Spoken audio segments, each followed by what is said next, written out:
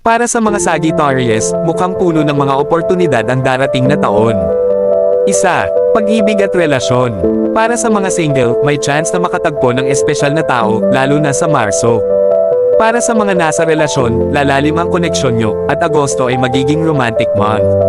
Dalawa, career at pananalapi. Magiging positibo ang mga pagbabago sa iyong career at finances. Magandang panahon ito para sa mga scholarship o loans, lalo na sa Abril hanggang Hunyo.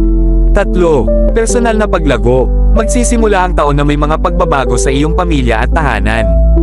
Magiging mas malikhain ka sa mga hobbies mo sa kalagitnaan ng taon. Apat, panganib at pag-iingat. Mag-ingat sa mga pinansyal na transaksyon at sa mga tao sa paligid mo, lalo na sa Setyembre.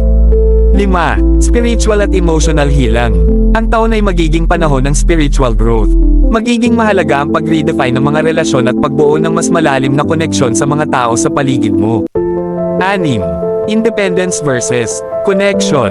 Kailangan mong balansehin ang iyong pangangailangan sa kalayaan at ang iyong pangangailangan sa koneksyon.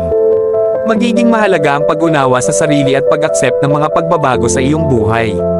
7. Year of the Snake. 2025 ay Year of the Snake na nagdadala ng mga tema ng transformation at wisdom.